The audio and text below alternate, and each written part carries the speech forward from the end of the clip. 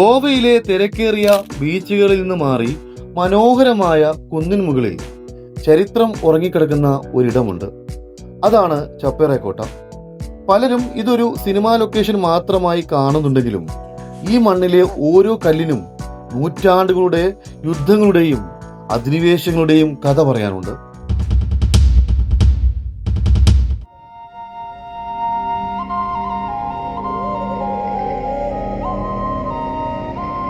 ചപ്പേറ എന്ന പേര് വന്നത് ഷപ്പൂര എന്ന വാക്കിൽ നിന്നാണ്, അതായത് ഷായുടെ നഗരം.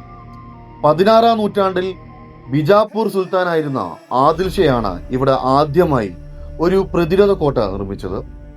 പോർച്ചുഗീസുകാരുടെ അധിനിവേശത്തെ തടയുകയായിരുന്നു അദ്ദേഹത്തിന്റെ ലക്ഷ്യം. എന്നാൽ ചരിത്രം മാറിമറിഞ്ഞു. 1543-ൽ പോർച്ചുഗീസുകാർ ഈ പ്രദേശം പിടിച്ചെടുത്തു. പിന്നീട് ഏകദേശം 150 വർഷത്തോളം ഈ കോട്ട പല കൈമറിഞ്ഞു പോയി. पुराना है, 442 साल उसको पुराना है वो पोर्तुगीज टाइम का वास्को दा गामा का है वो। बाद में पहले वो आया ना शाहजहां आया, शाहजहां ने बाद में शिवाजी आया। इसके पास लड़ाई करके शिवाजी ने लिया अपना। बाद में इसके पास पोर्तुगीज आया, पोर्तुगीज ने क्या किया, उसको तोड़ फोड़ कर शिवाजी को भगाया। लोगों को 1683-ൽ മറാത്ത രാജാവായിരുന്ന സംഭാജി ഈ കോട്ട പിടിച്ചെടുക്കാൻ ശ്രമിക്കുകയും പോർച്ചുഗീസുകാരെ വിറപ്പിക്കുകയും ചെയ്തിട്ടുണ്ട്. ഒടുവിൽ 1717-ലാണ് പോർച്ചുഗീസുകാർ ഇന്ന് നമ്മൾ കാണുന്ന ഈ വലിയ കല്ലുകോട്ട പുനർനിർമ്മിച്ചത്.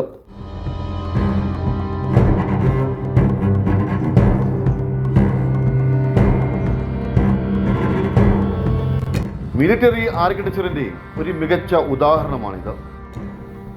ഇതിന്റെ ചുവരുകൾക്ക് വലിയ ഉയരമില്ലെങ്കിലും അത്യാധുനികമായ പ്രതിരോധ സംവിധാനങ്ങൾ അന്നുണ്ടായിരുന്നു. ശത്രുക്കളുടെ നീക്കങ്ങൾ നിരീക്ഷിക്കാൻ പറ്റിയ വാച്ച് ടവേഴ്സും തോക്കുകളും പീരങ്കികളും വയ്ക്കാൻ പാകത്തിലുള്ള വിടവുകൾ എന്നിവ ഇതിന്റെ പ്രത്യേകതയാണ്.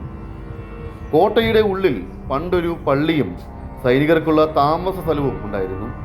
എന്നാൽ ഇന്ന് അവയുടെ അവശിഷ്ടങ്ങൾ മാത്രമേ ബാക്കിയുള്ളൂ. കടൽ മാർഗമുള്ള ആക്രമണങ്ങളെ തടയാൻ പ്രകൃതിദത്തമായ ഈ കുന്നിന്റെ ഉയരം പോർച്ചുഗീസുകാർ കൃത്യമായി ഉപയോഗപ്പെടുത്തി.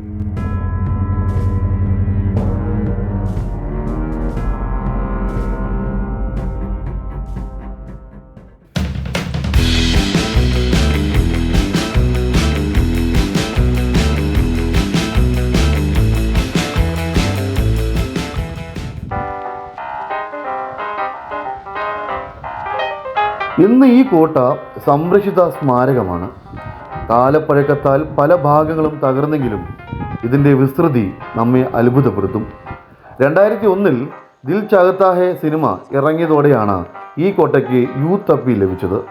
യുവാക്കളുടെ ഒരു പ്രിയപ്പെട്ട ഹാങ് ഔട്ട് സ്പോട്ടായി ഇത് മാറി.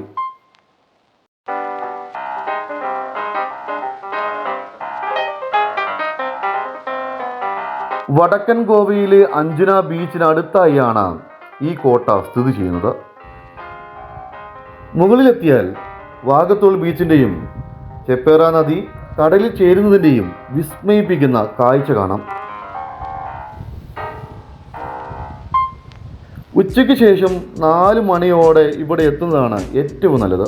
വെയിൽ കുറയുന്നതോടെ കോട്ടയുടെ ചുവരുകൾക്ക് ഒരു സുവർണ നിറം കൈവരും. കോട്ടയിലേക്ക് കയറുന്ന വഴിയിൽ കുത്തനെയുള്ള ചെറിയൊരു കയറ്റമുണ്ട്. അതിനാൽ നല്ല ഗ്രിപ്പുള്ള ചെരുപ്പുകൾ ധരിക്കാൻ ശ്രമിക്കുക. കോട്ടയുടെ പുറത്ത് നിരനിരയായിട്ടുള്ള സ്റ്റാളുകളുണ്ട്. അവിടെ കുടിക്കാൻ പാനീയവും കഴിക്കാൻ ലഘുഭക്ഷണവും ലഭ്യമാണ്. നവംബർ മുതൽ ഫെബ്രുവരി വരെയുള്ള മാസങ്ങളാണ് സന്ദർശനത്തിന് ഏറ്റവും അനുയോജ്യം.